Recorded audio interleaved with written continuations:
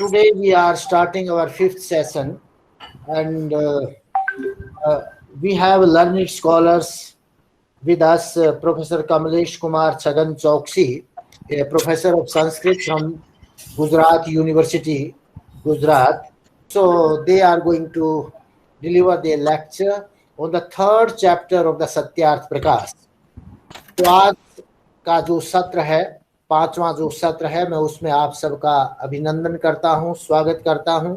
इस सत्र में हमारे पास दो मुख्य वक्ता हैं, प्रोफेसर कमलेश कुमार छगन चौकसी, जो कि गुजरात यूनिवर्सिटी के संस्कृत के प्रोफेसर हैं, जो स्पीकर्स हैं, उनका स्वागत करते हैं, उनका अभिनंदन करते हैं। और इसकी प्रोसीडिंग स्टार्ट करने के लिए I invite Professor Ranveer ji to introduce Professor Kamlesh Kumar Chauksi and invite him to deliver a lecture on third chapter. सभी आर्य बंधुओं को मेरा हार्दिक प्रणाम, हार्दिक नमस्ते। और बहुत ही आनंद का विषय है कि हमारी ये जो अंतर्राष्ट्रीय सत्यार्थ प्रकाश की संगोष्ठी आभासी माध्यम से चल रही है, वो बहुत ही सुंदर जा रही है। और इसमें भारत भर के जो मूर्धन्य आर्य विद्वान एवं अनेक देशों से, विशेषतः मॉरिशस से, ट्रिनिडाड से, यूएसए से, दक्षिणी अफ्रीका से इतने सारे विद्वान इसमें जुड़े हुए हैं कि अत्यंत आनंद का विषय है। और इसके लिए डॉक्टर रवि प्रकाश आर्य बहुत बधाई एवं साधुवाद के पात्र हैं। तो प्रोफेसर कमलेश कुमार छगन चौकसी न केवल संस्कृत जगत के अपितु आर्य परिवार के जाने माने विद्वान, वैदिक विद्वान हैं। आप गुजरात यूनिवर्सिटी अहमदाबाद के संस्कृत विभाग के अध्यक्ष एवं गुजरात विश्वविद्यालय के मूर्धन्य विद्वानों में से एक हैं। शोध पत्रिकाओं में 100 से भी अधिक संशोधन लेख प्रकाशित हुए हैं। 11 पीएचडी छात्रों को शोध करवाया, पाठ्यक्रम निर्माण समितियों के संयोजक रहे, 20 से भी अधिक ग्रंथों का संपादन, अनुवाद तथा प्रकाशन, आकाशवाणी तथा दूरदर्शन से वार्ताएं, 11 पुरस्कार तथा सम्मान, श्री बृहद गुजरात संस्कृत परिषद अहमदाबाद के द्वारा स्वर्ण पदक प्रदान किया गया। डीएवी स्कूल कमेटी नई दिल्ली के द्वारा माननीय श्री आचार्य देवव्रत जी, जो आर्य जगत के मूर्धन्य विद्वान एवं नेता है एवं गुरुकुल क्षेत्र के अनेक दशकों तक प्राचार्य रहे और उसकी बहुत उन्नति में उनका बहुत बड़ा योगदान है, उनके हाथ से आपको प्रशस्ति पत्र प्राप्त हुआ। दिल्ली संस्कृत अकादमी नई दिल्ली की ओर से वर्ष 2014 का संस्कृत सेवा सम्मान, आर्य समाज सांता क्रूज मुंबई द्वारा वेदोपदेश पुरस्कार और श्री विक्रम सिंह ठाकुर ट्रस्ट नई दिल्ली की ओर से ₹51,000 का सम्मान और अनेक विदेश यात्राएं आपने न्यूयॉर्क, शिकागो आदि की हुई है। और जब भी कोई आर्य समाज का या आर्य परिवार का कोई भी समारोह होता है तो आप सहर्ष आते हैं। मैंने हरियाणा केंद्रीय विश्वविद्यालय महेंद्रगढ़ में स्वामी दयानंद सरस्वती पीठ के संदर्भ में पीछे संगोष्ठी की, तो आप उसमें मुख्य वक्ता के रूप में पधारे थे।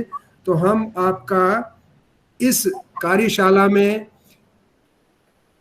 हृदय के अंतःस्थल से आपका स्वागत करते हैं और आपसे प्रार्थना करते हैं कि आप अपना वक्तव्य, शोध वक्तव्य प्रारंभ करें। डॉक्टर चौकसी जी।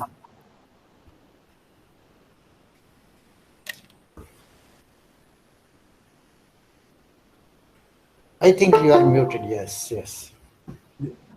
धन्यवाद सर। ओम जी जी यतो यतः समीहसे ततो नो अभयम कुरु शन्नः कुरु प्रजाभ्यो अभयम नः पशुभ्यः। महर्षि दयानंद विश्वविद्यालय रोहतक के अंतर्गत प्रस्थापित सुप्रतिष्ठित दयानंद चेयर के चेयरमैन प्रोफेसर रवि प्रकाश जी, आज के इस कार्यक्रम में मेरा परिचय कराने वाले हमारे अग्रज पूज्य विद्वान प्रोफेसर रणवीर जी, मेरे बाद जिनको वक्तव्य देना है वो मेरे सहवक्ता डॉक्टर शांति मोहाबीर जी जो मॉरिशस से हैं, और सभी विद्यावृद्ध वयोवृद्ध श्रोतागण को मैं सविनय नमस्ते कहता हूं, उनको वंदन करता हूं। और आज का हमारा निर्धारित विषय है सत्यार्थ प्रकाश के तीसरे समोल्लास पर। मैं अपने विचार पीपीटी के माध्यम से रखूंगा, तो सब लोगों को उसकी टेक्स्ट भी दिखाई देगी और विषय के प्रतिपादन में भी मुझे अनुकूलता रहेगी। सर, पीपीटी का स्क्रीन पर लेख दिखाई देता है ना? हाँ जी, हाँ हाँ Yes. दिखाई दे रहा है जी, दिखाई दे रहा है। ठीक है। देखिए, आज का मेरा विषय है सत्यार्थ प्रकाश के तीसरे समोल्लास में इस विषय वस्तु को ग्रंथकर्ता महर्षि दयानंद सरस्वती जी महाराज ने गूंथा है, विषय वस्तु का जो ग्रथन किया है उस ग्रथन का अनुशीलन करना है। स्वाभाविक रूप से स्वाध्याय करने वाले व्यक्ति सत्यार्थ प्रकाश के तीसरे समोल्लास को पढ़ते हैं तो सबसे पहले उसके ऊपर लिखा रहता है अथ अध्ययन अध्यापन विधिम व्याख्यास्यामः। और इस वचन में ग्रंथकर्ता ने इस समोल्लास के विषय को भी स्पष्ट कर दिया है कि अब हम अध्ययन और अध्यापन के विधि की व्याख्या करेंगे। इसलिए पहला प्रश्न हमारा है कि तीसरे समोल्लास की विषय वस्तु क्या है। तो इस प्रश्न का उत्तर है अध्ययन तथा अध्यापन के विधि की व्याख्या। ये तीसरे समोल्लास का विषय वस्तु है। पर स्वाध्याय करने वाले जो पाठक तीसरे समोल्लास का जब पारायण करते हैं तो उनके मन में कई प्रश्न होते हैं। ये अध्ययन अध्यापन विधि में होम के, हवन के लाभों की चर्चा कहां से आ गई? पृथ्वी का लक्षण, वायु का लक्षण, ये सब कहां से आ गया? इसलिए कई बार पाठक के मन में ये प्रश्न होता है कि क्या स्वामी दयानंद सरस्वती जी महाराज तीसरे समोल्लास को आकारित करते समय विषयांतर कर देते हैं? इस प्रश्न का समाधान करना भी बहुत जरूरी है। मैं आपको स्मरण दिलाऊं कि स्वामी दयानंद सरस्वती जी महाराज महर्षि हैं, क्रांत दृष्टा है। उनके मन में, उनकी बुद्धि में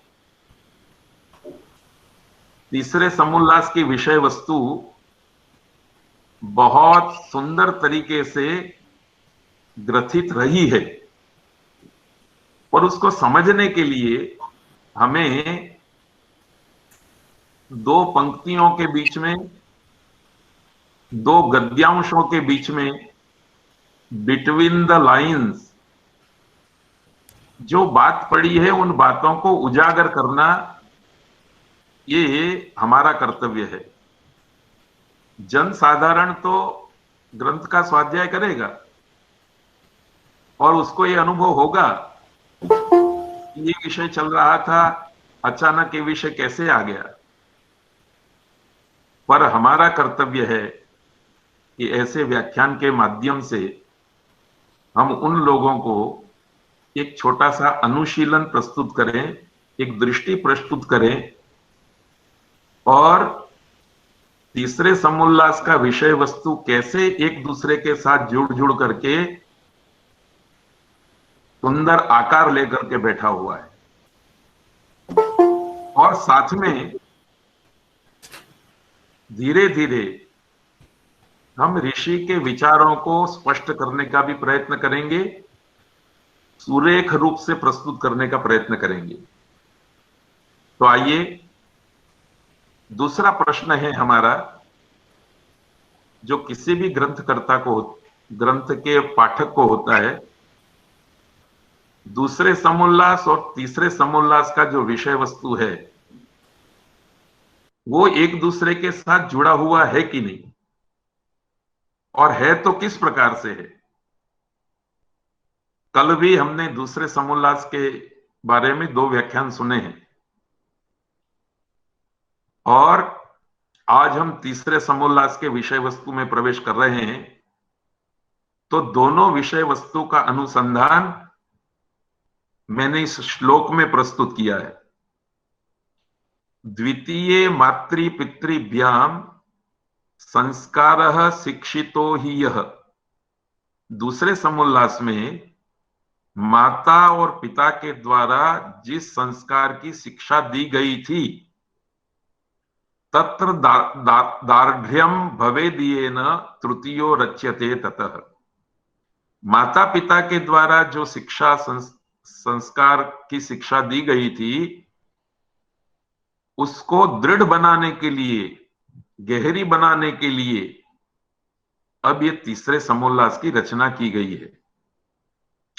तो जब आप दूसरा समोल्लास पढ़ेंगे और तीसरा समोल्लास पढ़ेंगे तो इस बात को याद रखेंगे कि दूसरे समोल्लास में गुरु की बात जरूर आई है, आचार्य की बात जरूर आई है, पर स्वामी जी महाराज का भार दूसरे समोल्लास में तो माता और पिता के ऊपर ज्यादा है, और तीसरे समोल्लास के अंदर स्वामी जी महाराज माता पिता के द्वारा दिए जाने वाले शिक्षा और संस्कार की जहां समाप्ति होती है, और गुरुजनों के द्वारा, आचार्य के द्वारा जहां से शिक्षा और संस्कार देने का प्रारंभ होता है, वहीं से ये तीसरा समोल्लास प्रारंभ होता है।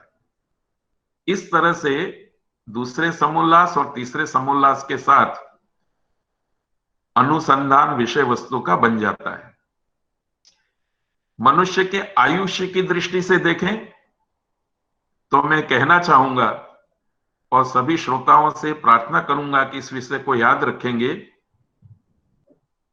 कि जन्मे हुए बालक के 6 वर्ष की वय तक अथवा ज्यादा से ज्यादा 8 वर्ष की वय तक माता पिता जिस प्रकार का शिक्षा और संस्कार देते हैं वो द्वितीय समोल्लास का विषय।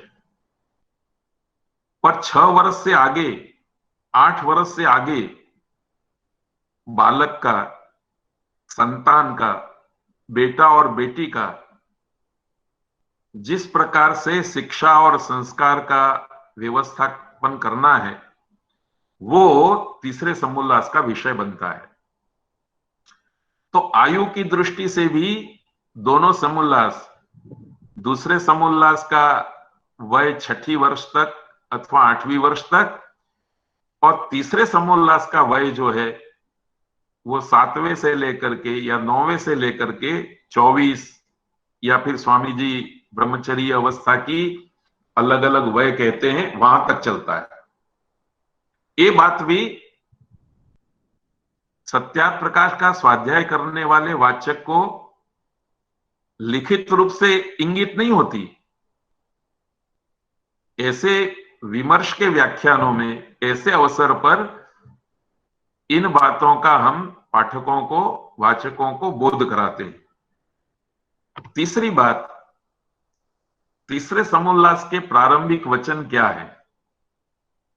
तो देखिए, ऋषि दयानंद ने इसका प्रारंभ करते हुए ये वाक्य लिखा, संतानों को उत्तम विद्या, शिक्षा, गुण, कर्म और स्वभाव रूप आभूषणों का धारण कराना माता पिता, आचार्य और संबंधियों का मुख्य कार्य है। अब देखिए, ऋषि के इस वचन को हमें, इस वचन की गहराई को हमें समझने के लिए कुछ बातों का ध्यान करना पड़ेगा। पारायण करते हुए, स्वाध्याय करते हुए हम आगे बढ़ जाएंगे तो कई बातें जो गहराई की हैं हमारी समझ में नहीं आएंगी। इस वचन में, प्रारंभिक वचन में स्वामी जी ने सत्यार्थ प्रकाश के तीसरे समोल्लास के विषय वस्तु का बीज रख दिया और इसी बीज को धीरे धीरे उन्होंने कंद के रूप में, डाली के रूप में, पत्ते के रूप में, फल के रूप में, फूल के रूप में सजा करके रखा है। अपना स्लाइड भी बदलते रहना प्रोफेसर जी। जी, अब दिखाई देता है सर? हाँ, अब शेयरिंग आया है आपका, अब आया है। ठीक है, अब दूसरी स्लाइड आ गई। हाँ, अब आ गई। हाँ, वो आपने शेयरिंग कर दिया था। यस, जी, ठीक है सर। तो ये दूसरे स्लाइड की बात अपने कर ही ली है। जी जी, थर्ड पे आए। दूसरे समोल्लास के साथ तीसरे समोल्लास का क्या विषय अनुसंधान, ये बात भी हमने कर ली। जी, तीसरे समोल्लास के प्रारंभिक वचन में स्वामी जी ने जो बात कही है उसका व्याख्यान भी बहुत जरूरी है जी। वो अब हम कर रहे हैं। इस प्रारंभिक वचन में क्या क्या निहित है? तो देखिए, पहली बात तो ये है इस वचन में संतान के आभूषण क्या क्या है और उन्हें किसने धारण करवाना होता है और संतान के आभूषणों को लेकर के समाज में क्या स्थिति बनी रहती है, ये 3 बिंदु स्वामी जी ने स्पष्ट कर दिए। कैसे? संतान के आभूषण के रूप में स्वामी जी बताते हैं कि उत्तम विद्या, दूसरी शिक्षा, तीसरा गुण, चौथा कर्म और 5वां स्वभाव, ये 5 वस्तुएं संतान के आभूषण हैं। अब इसमें गुण, कर्म और स्वभाव ये तो प्रसिद्ध है ही, और स्वामी जी ने बहुत ही गहराई से 2 शब्द अलग अलग कर दिए। एक उत्तम विद्या शब्द का प्रयोग किया और दूसरा शिक्षा शब्द का प्रयोग किया। देखिए, हम ऋषि के ग्रंथ को पढ़ रहे हैं इसके प्रत्येक शब्द के पीछे कोई ना कोई रहस्य होना चाहिए, ये हमारे मन की धारणा है। इस धारणा को पकड़ करके जब हम विचार करेंगे तो स्वामी जी के वचनों की गहराई हमारे नजर के सामने आएगी। देखिए, इस वाक्य में एक तो विद्या के साथ उत्तम विशेषण का प्रयोग किया गया है। ये बताता है कि विद्या अनुत्तम भी हो सकती है, मध्यम भी हो सकती है और अधम भी हो सकती है, पर उत्तम विद्या के सिवाय और किसी भी प्रकार की विद्या संतान का आभूषण नहीं है। विद्या शब्द के साथ शिक्षा शब्द का अलग से प्रयोग किया गया है, ये दूसरी बात। और तीसरी बात यह है कि स्वभाव को सबसे अंत में रखा है। तो कभी कभी क्रम में या तो महत्व की वस्तु पहले आती है या उत्तरोत्तर महत्व की वस्तु रहती है। तो इसमें हम विचार करते हैं, उत्तम विद्या महत्व की है, उसके बाद शिक्षा का क्रम आता है, उसके बाद गुण का क्रम आता है, गुण का क्रम आता है, उसके बाद कर्म है और उसके बाद स्वभाव है। अर्थात इस स्वभाव का मूल कर्म है, कर्म का मूल गुण है, गुण का मूल शिक्षा है और शिक्षा का मूल उत्तम विद्या है। ये सारी बातें भी between the lines Swami ji ने हमारे सामने रख दी है। और ये बात भले छोटे से वाक्य में रखी हो, पर इसका पूरा व्याख्यान तीसरे समोल्लास में धीरे धीरे धीरे धीरे स्वामी जी ने विस्तृत करके रखा हुआ है। तो तीसरे समोल्लास में ये संतान के आभूषण बताने हैं स्वामी जी को। दूसरी भी एक बात इसमें है, इस वाक्य में, वो ये है, समय के अनुरूप मैं अपनी बात रखने का प्रयत्न करूंगा। विद्या शब्द से स्वामी जी को क्या अभिप्रेत है, आर्योद्देश्य रत्नमाला का वचन हमें अनुसंधान में ले आना पड़ेगा, इसके साथ जोड़ना पड़ेगा, जिससे ईश्वर से लेकर पृथ्वी पर्यंत पदार्थों का तथ्य विज्ञान होकर उनसे यथा योग्य उपकार लेना होता है, उसका नाम विद्या है। और ये भी उत्तम विद्या होनी चाहिए। ये प्रासंगिक रूप से बात हमको याद रखनी है। शिक्षा शब्द से स्वामी जी का अभिप्राय क्या है, तो व्यवहार भानु में स्वामी जी लिखते हैं, जिससे मनुष्य विद्या आदि शुभ गुणों की प्राप्ति और अविद्या आदि दोषों को छोड़ के सदा आनंदित हो सके, वह शिक्षा है। सामान्य शब्दों में कहना हो तो विद्या ये ज्ञान है और शिक्षा एक कर्म का हिस्सा है, आचार का हिस्सा है। और दो शब्द भी प्रयोग कर सकते हैं, विद्या दर्शन है और शिक्षा जो है वो आचार है। तो स्वामी जी तीसरे समोल्लास के विषय के रूप में दर्शन को भी उतना महत्व दे रहे हैं और आचार को भी उतना महत्व दे रहे हैं, ज्ञान को भी उतना महत्व दे रहे हैं, कर्म को भी उतना महत्व दे रहे हैं। इतनी बात करने के बाद हम आगे विचारेंगे।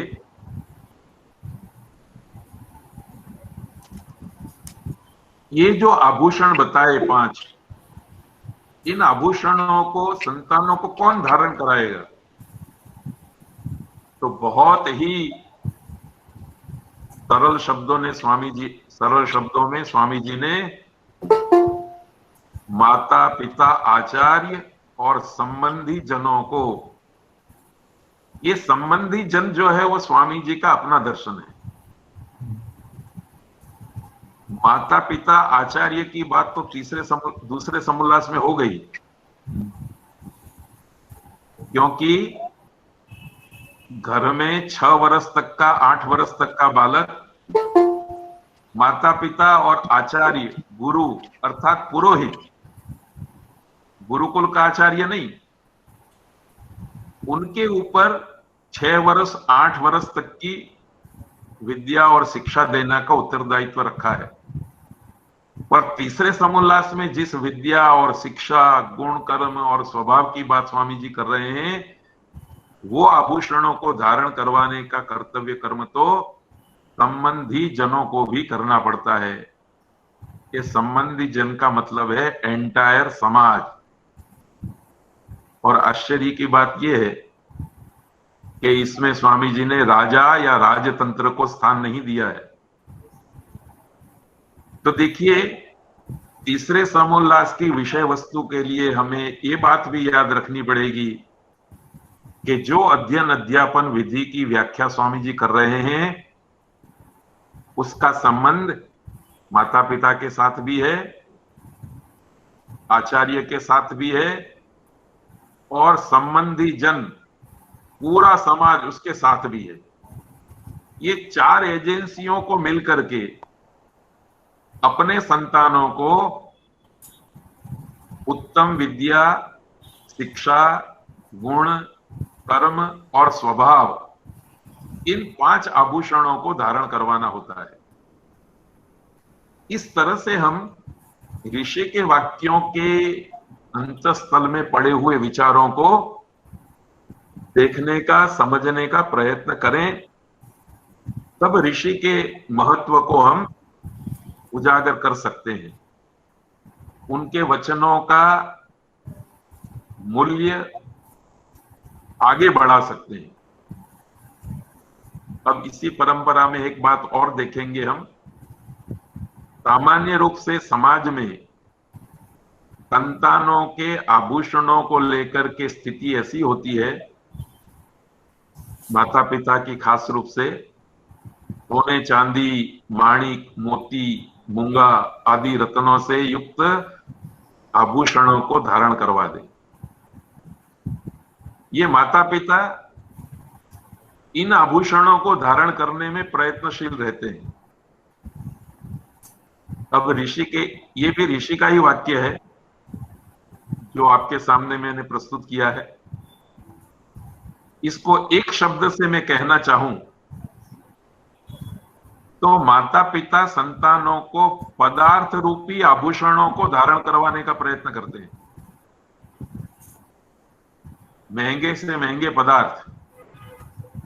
पर स्वामी जी जब तीसरे समोल्लास की चर्चा करते तो वहां पदार्थ गैर हाजिर है।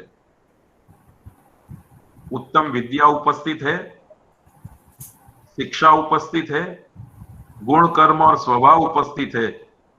पदार्थ की बाद बाकी की हुई है, पदार्थ को अवशिष्ट रखा है।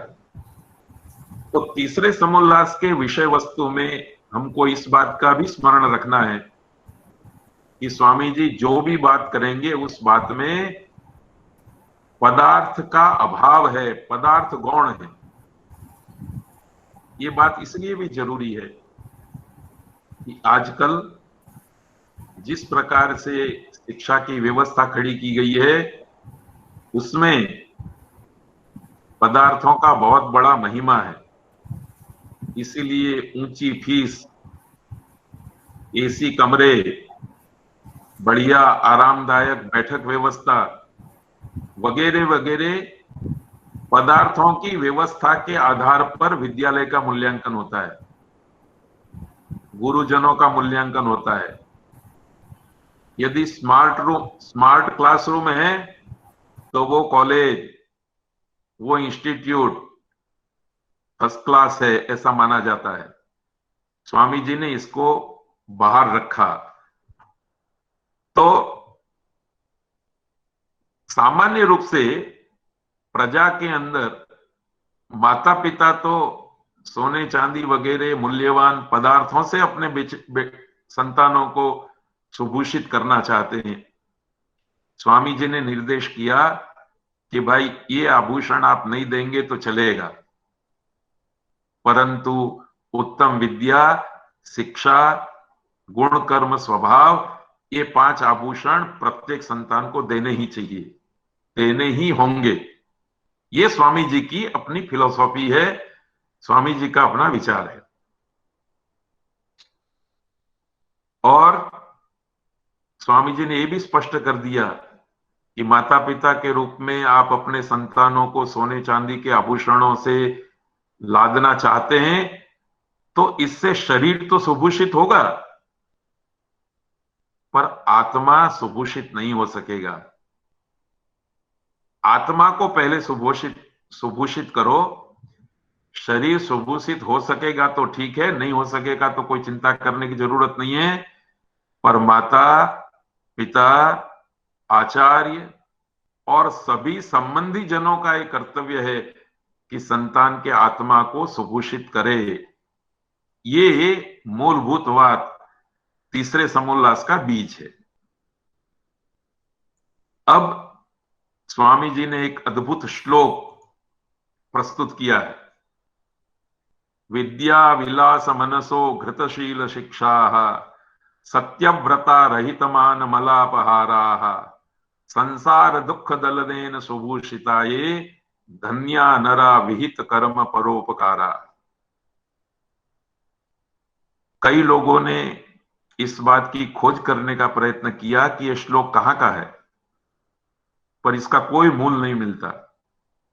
इसलिए विद्वानों में यह मान्यता है कि यह स्वामी दयानंद सरस्वती जी महाराज की स्वयं की रचना है। और इस श्लोक के अंदर स्वामी जी ने नर नारी कौन से धन्य हो सकते हैं, किन नर नारी को हम धन्य कह सकते हैं, उसका चित्रण किया है, उसका आकार खड़ा किया है। और इसके लिए स्वामी जी की दृष्टि यह है कि जो विद्या विलास मनसः है, घृतशील शिक्षा है, सत्यव्रता है, रहित मान मलापहारा है, संसार दुख दलनेन सुभूषिता है और विहित कर्म परोपकारा है, वह नर और नारी धन्य है। अब इन शब्दों की मैं व्याख्या नहीं करूंगा, वो आप सत्यार्थ प्रकाश का स्वाध्याय करेंगे तो इनका अर्थ मिल जाएगा। मैं आपका ध्यान आकर्षित करना चाहता हूं विहित कर्म परोपकारा इस शब्द की ओर। स्वामी दयानंद सरस्वती जी महाराज के इस पद्य में सभी शब्द मणितुल्य हैं, मूल्यवान हैं, पर अनेक मणियों में भी उत्तमोत्तम मणि कौन सा है, ऐसी जिज्ञासा लेकर के जब हम जाएंगे तो कम से कम मेरा तो अभिप्राय यह है कि इन सारे शब्दों में सबसे महत्व का शब्द विहित कर्म परोपकारा है। कैसे? देखिए, मैं धीरे धीरे इस बात को स्पष्ट करूंगा और फिर इस विषय की ओर आगे चल सकते हैं।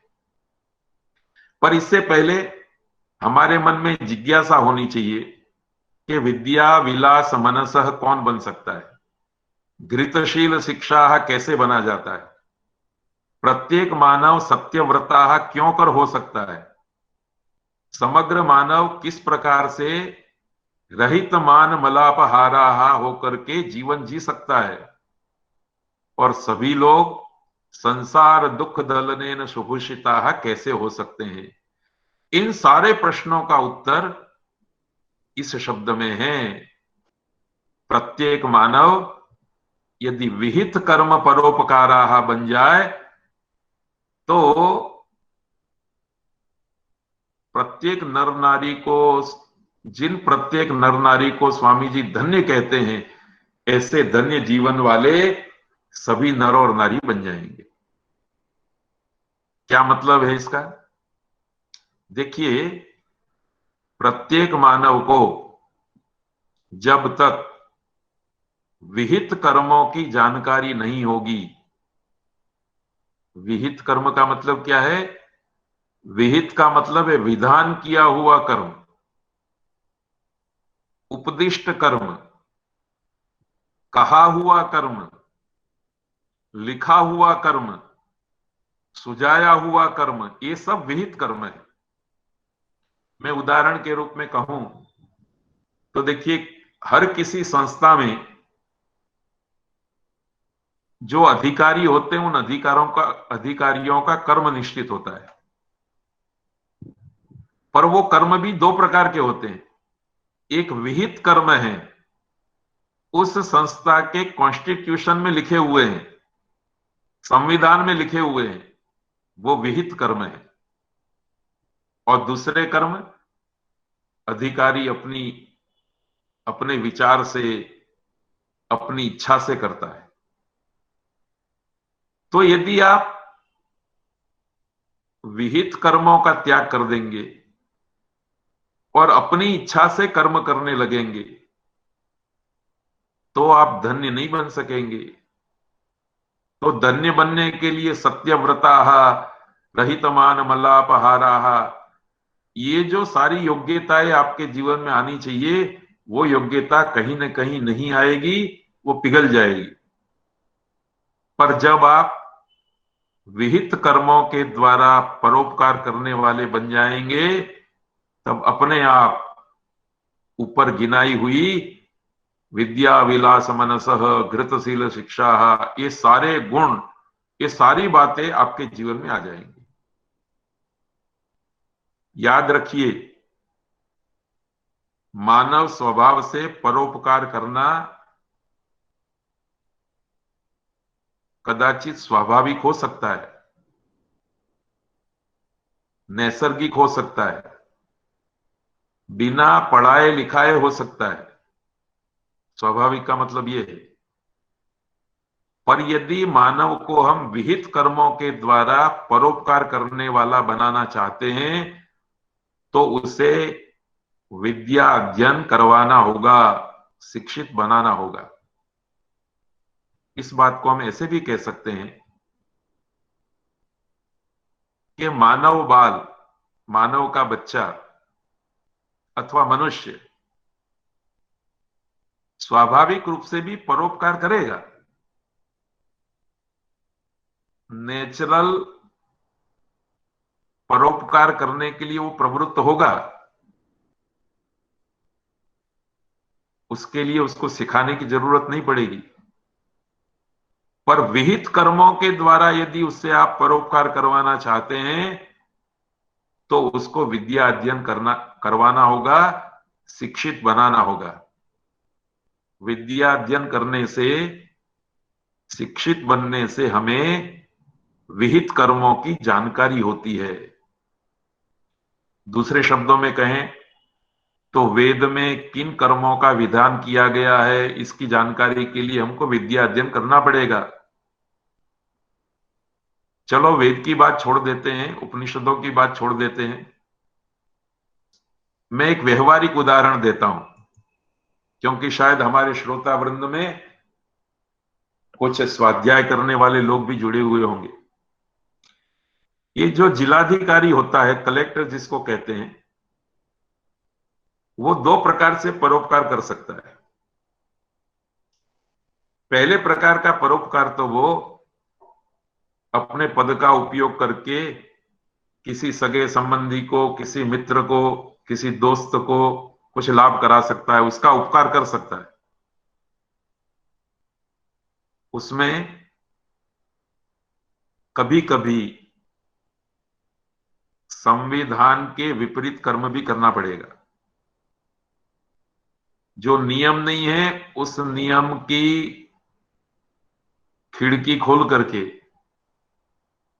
कोई न कोई उपाय करके परोपकार करना पड़ेगा। पर याद रखिए, ये परोपकार तो स्वार्थपरक परोपकार हो गया। जो जिलाधिकारी है, कलेक्टर है, वो तो विहित कर्मों के द्वारा परोपकार करने वाला होना चाहिए। उसके लिए विहित कर्म कौन है? जिस प्रदेश में वो रहता है, उस प्रदेश की सरकार ने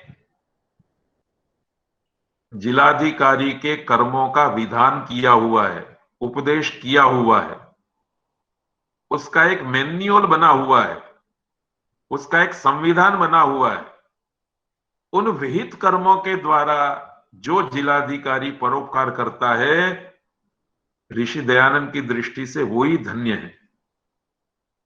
कोई संस्था है, उस संस्था का जो पदाधिकारी है, वो पदाधिकारी परोपकार करता है, ठीक है, पर अपनी इच्छा से करता है, अपनी मनमानी से करता है परोपकार, तो वो धन्य जीवन नहीं है। पर उस संस्था का जो संविधान है, उस संस्था में जिन कर्मों का विधान किया गया है, उन कर्मों को करके वो परोपकार करता है, तब वो धन्य जीवन जीता है। ये तीसरे समुल्लास के बीज का पहला अंकुर है। जब हमारे संतान माता पिता, आचार्य और संबंधी जनों की व्यवस्था से, के सहयोग से देश के विहित कर्मों को जान लेंगे, धर्म के विहित कर्मों को जान लेंगे, संस्था के विहित कर्मों को जान लेंगे, गुरुकुल के विहित कर्मों को जान लेंगे, वर्गखंड के विहित कर्मों को जान लेंगे और उन विहित कर्मों को करते हुए परोपकार की भावना रखेंगे, तब वो धन्य बन सकेंगे। तो ये भी स्वामी जी की एक बहुत बड़ी आर्ष दृष्टि है। इसको भी समझना चाहिए, इसको भी जानना चाहिए। ये बिटवीन द लाइंस है। स्वाध्याय करते हुए आपको ये मूल्यवान वस्तु दिमाग में नहीं आएगी, इसके लिए हमें थोड़ा अनुशीलन करना पड़ेगा। इस पृष्ठभूमि पर रह करके स्वामी जी ने तीसरे समुल्लास की विषय वस्तु का ग्रथन किया है। संक्षेप से देखें तो तीसरे समुल्लास की विषय वस्तु इस प्रकार है।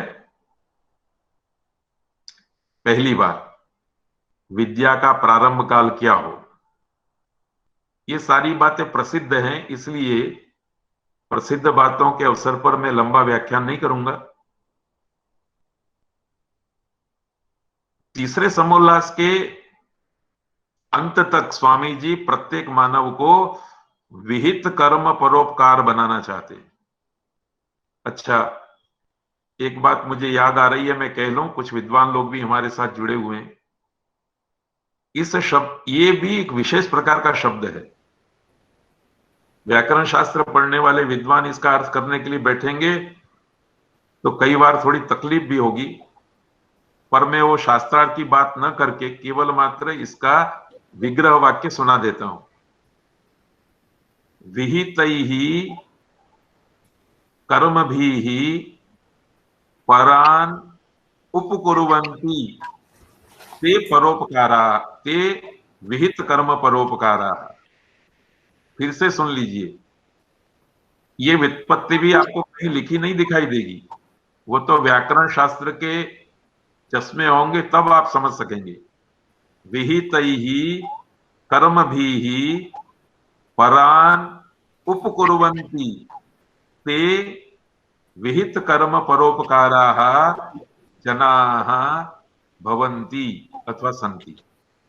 विहित कर्मों के द्वारा पराये लोगों के उपकार करने वाले जो लोग हैं, उन लोगों के लिए शब्द प्रयोग किया गया है विहित कर्म परोपकाराः।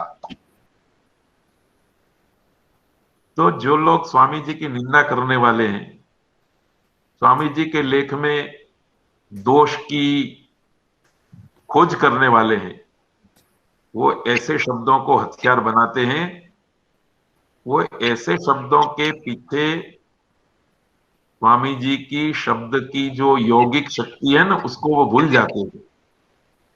यदि इसको आप इस तरह से विग्रह वाक्य नहीं देंगे तो इसका अर्थ करना, इसमें कौन सा समास है, परोपकार को हम कैसे जोड़ेंगे, ये सब समस्या आ जाती है। खैर, ये विद्वान जनों की बात है, कभी विस्तार से और भी इस पर बात की जा सकती है और अपने विद्वान लोग इसको देखेंगे। तो देखो, ये विहित कर्म परोपकार बनाने के लिए क्या करना पड़ेगा, तो विद्या अध्ययन करना पड़ेगा, अध्ययन अध्यापन करना पड़ेगा। अध्ययन अध्यापन के संदर्भ में स्वामी जी का लेख अब शुरू होता है। 8 वर्ष से ही पढ़ना शुरू हो, और घर में नहीं शाला में भेज देवे। दूसरा समोल्लास घर में है, तीसरा समोल्लास शाला में है, एक बात। दूसरी बात, अध्ययन कराने वाला कैसा हो। पेपर क्वालिफिकेशन स्वामी जी नहीं मानते हैं। Paper qualification plus, Swami ji ने कितना सुंदर शब्द प्रयोग किया, जो अध्यापक पुरुष व स्त्री दुष्टाचारी हों उनसे शिक्षा न दिलावे, किंतु जो पूर्ण विद्यायुक्त धार्मिक हों वे ही पढ़ाने और शिक्षा देने योग्य हो। आधुनिक शिक्षा व्यवस्था के लिए ये बहुत ही सुंदर वाक्य है। आयुर्वेद में जैसे गिलोय का स्थान है ना, ऐसे ही शिक्षा क्षेत्र में इस वाक्य का उतना ही महत्व है। यहां 2 शब्द का प्रयोग किया, विद्यायुक्त हो और धार्मिक भी हो।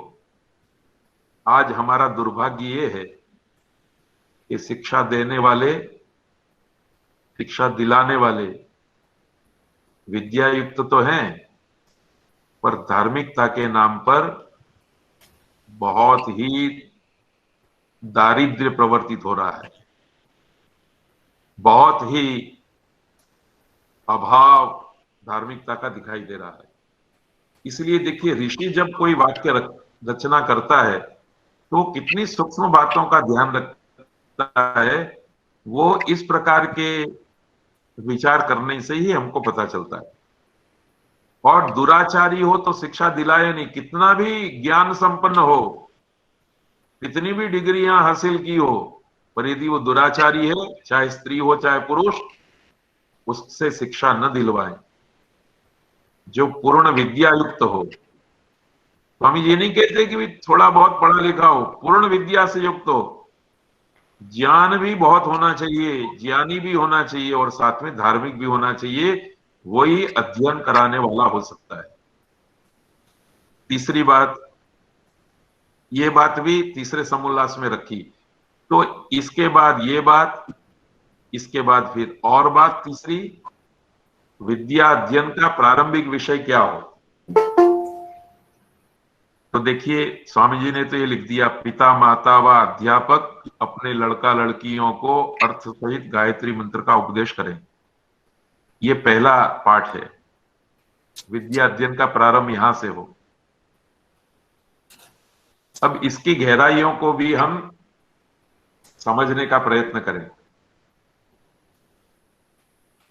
गायत्री मंत्र को गुरु मंत्र इसीलिए कहा जाता है कि किसी भी विद्या अध्ययन करने वाले के लिए बुद्धि की आवश्यकता है, और जब तक वो बुद्धि की प्रार्थना नहीं करता, जब तक उसके पास बुद्धि नहीं है, तब तक उसका विद्या अध्ययन संभव नहीं है। इसलिए गायत्री मंत्र के अध्यापन के साथ विद्या का प्रारंभ होना चाहिए। इसको हम ऐसे समझेंगे कि वारंवार गायत्री मंत्र से भगवान से हमने प्रार्थना की और बुद्धि प्राप्त कर ली, तो अब हम विद्यार्थी के रूप में आंख से नहीं देखेंगे, बुद्धि से देखेंगे, कान से नहीं सुनेंगे, बुद्धि से सुनेंगे, हाथ से काम नहीं करेंगे, बुद्धि से काम करेंगे, मुंह से भोजन नहीं करेंगे, बुद्धि से करेंगे। ये आदत बनाने के लिए नित्य गायत्री मंत्र का उपदेश करना है, और गायत्री मंत्र के द्वारा विद्या, गायत्री मंत्र के द्वारा बुद्धि को बढ़ाते रहना है। और इसके सहयोग के लिए और 2 बातें रखी, संध्योपासन भी, स्नान भी, आचमन और प्राणायाम भी। ये प्रारंभिक शिक्षा के विषय है। इसी क्रम से फिर तीसरा समोल्लास आगे बढ़ रहा है। गायत्री मंत्र के साथ अन्य विषय क्या हो सकते हैं, तो संध्या आदि तो हो गए, दूसरा देव यज्ञ भी रख दिया। और स्वामी जी ने एक बात लिखी इसका उपसंहार करते हुए, क्या लिखा,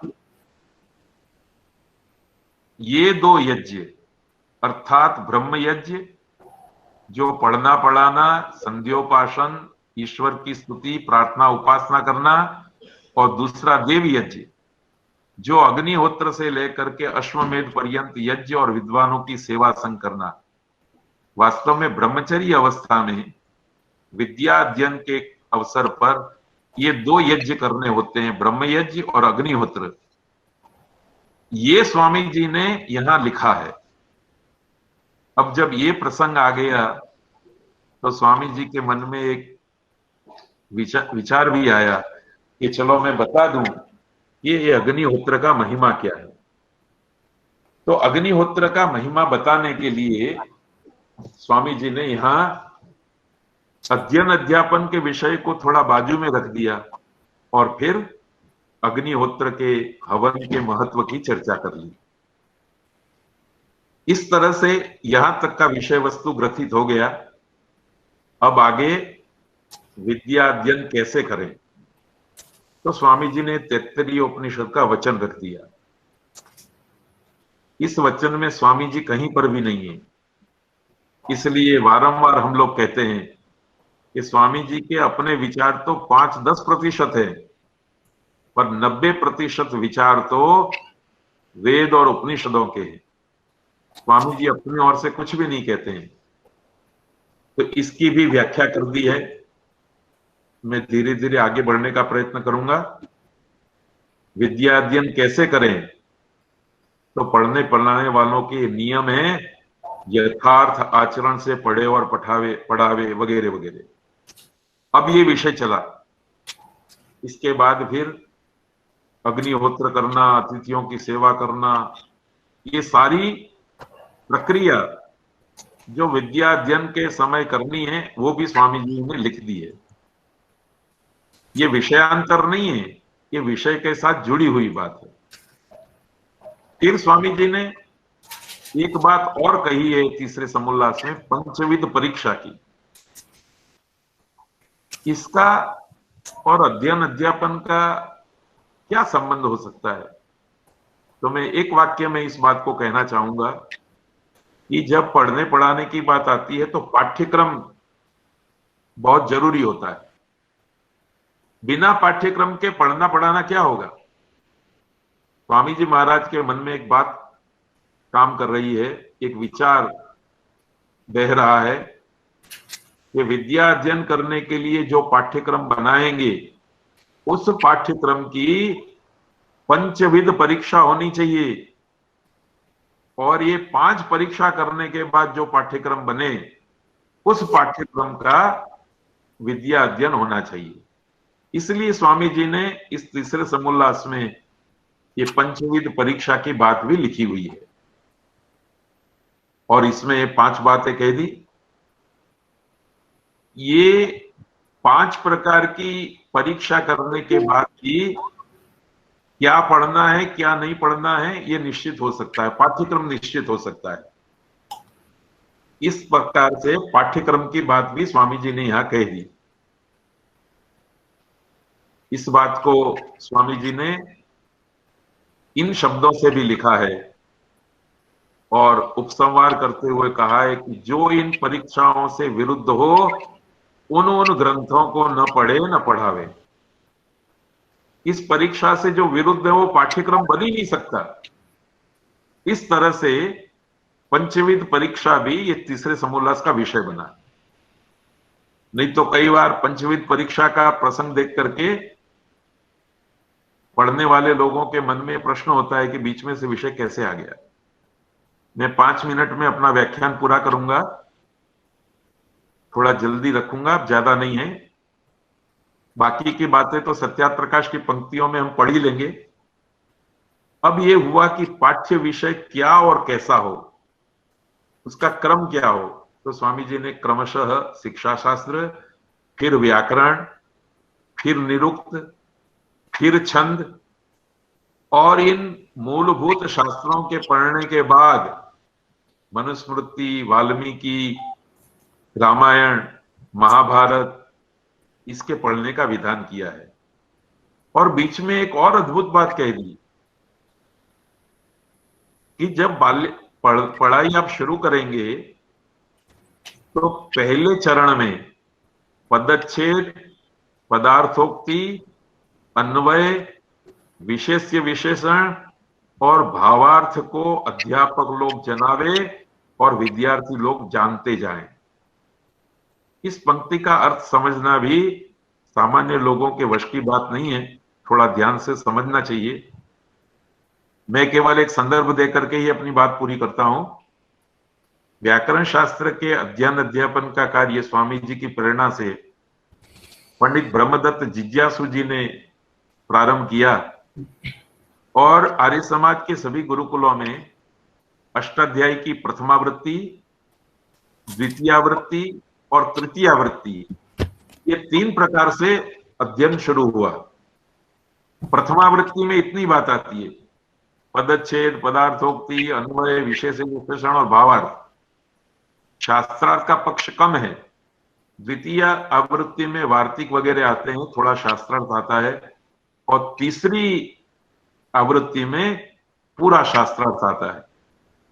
तो स्वामी जी ने पढ़ने पढ़ाने के व्याख्यान के अवसर पर पढ़ाने के स्तर भी, जैसे हम जानते हैं first level, second level, third level, ये फर्स्ट लेवल की बात की है। इतना हो जाने के बाद फिर सेकंड लेवल, थर्ड लेवल आपको विचारना है। स्वामी जी ये सोच करके चले हैं कि फर्स्ट लेवल का कार्य होगा तभी सेकंड लेवल में जा सकेंगे, और इसी आधार पर उन्होंने आगे अनार्ष ग्रंथों को पढ़ने की मनाही की। हम सब लोग जानते हैं कि स्वामी जी ने दर्शन शास्त्र, उपनिषद, ब्राह्मण, वेद, इस प्रकार की बात करने के बाद इन ग्रंथों को नहीं, और आयुर्वेद की बात, धनुर्वेद की, गांधर्व वेद की, ये सब बात करने के बाद, अर्थवेद की बात, बीज गणित, हस्तक्रिया, यंत्र कला, इन सब की बात करने के बाद तीसरे समोल्लास के समाप्ति के अवसर पर किन ग्रंथों को नहीं पढ़ना चाहिए उसकी भी बात कही है, जिसे हम अनार्ष ग्रंथ के रूप में जानते हैं। तो ये आर्षपना और अनार्षपना 2 दृष्टि से है। एक तो जो आर्षपना है वो संपूर्णता को लेकर के बैठा हुआ है, और प्रारंभ में प्रथमावृत्ति अर्थात सामान्य ज्ञान, द्वितीयावृत्ति में थोड़ी और गहराई, और तृतीयावृत्ति में और गहराई, ये 3 लेयर्स से विद्या देना वो आर्ष परंपरा है। और अनार्ष परंपरा में लेयर्स 3 एक ही हो जाते हैं। First level, second level, third level mix हो जाता है, पर ग्रंथ के टुकड़े कर दिए जाते हैं। आप व्याकरण की दृष्टि से देखें तो केवल समास प्रकरण पढ़ लो, कारक प्रकरण पढ़ने की जरूरत नहीं है। कृदंत प्रकरण पढ़ लो, तद्धित प्रकरण पढ़ने की जरूरत नहीं है। इसको स्वामी जी अनार्ष कहते हैं। स्वामी जी का आग्रह यह है कि आप पूरी अष्टाध्यायी पढ़िए, भले सूत्र का अर्थ ही समझ लीजिए।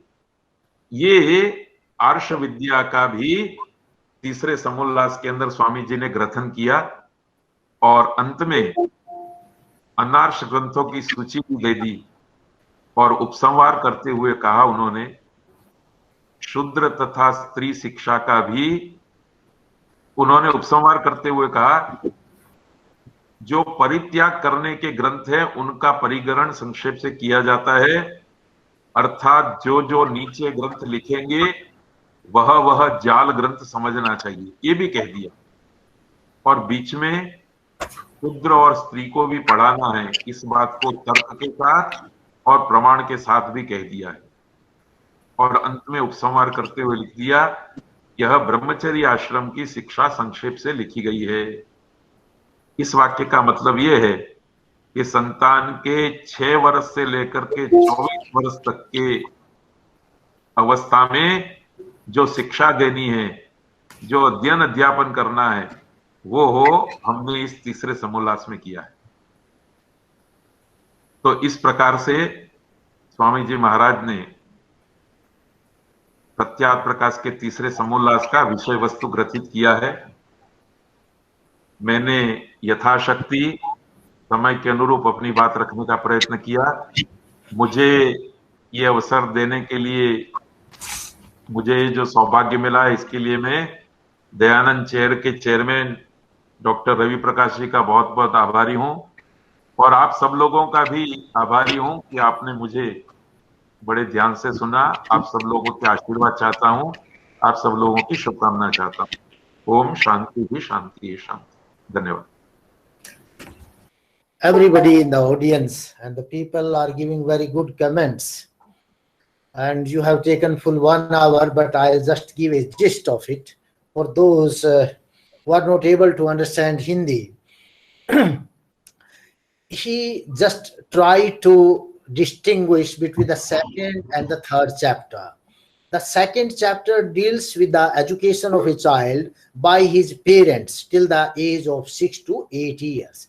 But when the third chapter deals with the education of a child in the Gurukula, or with the Acharya, with the teacher, and that starts in the Gurukula itself. And in the beginning, the learned speaker, he just told that this education is to ornament a child, and what type of ornaments a child will acquire by this education. And those are the 5 ornaments. These ornaments are not made of some material thing, gold or silver, but these ornaments are a very different kind of ornaments. And the first one is the best knowledge, best vidya. And he has defined vidya according to Swami Dayananda. Vidya is the knowledge starting from Brahman till all material things and their proper utilization, means technological know-how. In briefly, if I will say, the science of Brahman and the matter and its technology, this is vidya. Then the second ornament is the shiksha. You can call it as a formal education.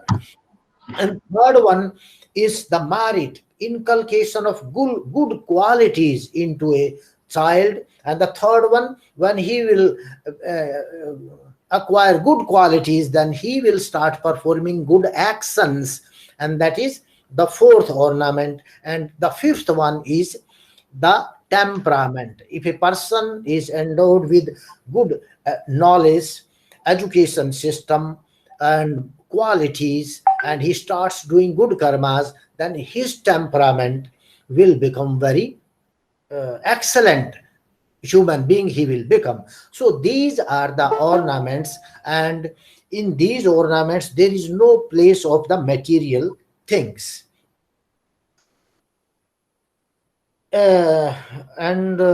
After that, he explains the objective of the education, and he quotes a shloka from Satyartha Prakash, and this shloka is not cannot be referred to any book anywhere, and it is supposed the learned speaker has told that this shloka is written by Swami Dayananda, composed by Swami Dayananda himself. And the last line, the very objective of the shloka, he has given the word he has quoted, Vihita Karma Paropakaraha, means what type of the education that will be given in the Gurukul, then what type of a citizen it is going to create. And those citizens will be the law-abiding citizens. Those citizens, when the child will become a citizen of the nation, he will be the law-abiding citizen. He will do provokara, he will help others, but according to the constitutional norms, according to the constitutional duties. He will perform whatever duty he will perform constitutionally and without any self-interest. He will be helping others, because the very essence of the Vedic philosophy is live and help others to live. So the help that he is going to impart to the other citizens or his fellow citizens in the country, that will be according to the constitutional norms. So this will be the prime objective of this education. If this education system will be followed, then the nation will have this type of law-abiding citizens. And finally, he has also given a sequence of the teaching material, how what to teach first and what to teach later. So this sequence he has told, and he also told that when Swami Dayananda says whenever the study will start, it should be started with the chanting of the Gayatri mantra, because for the knowledge, for the education, one requires the intellectual power, and Gayatri mantra is a mantra which gives you, or which through this mantra a person prays to the God to give him intellectual power. So first of all, we'll get the blessing from God for our to empower us with the intellectual power. Then only the study should start. So briefly I have just told, but it's very beautiful and very sequentially he has elaborated everything.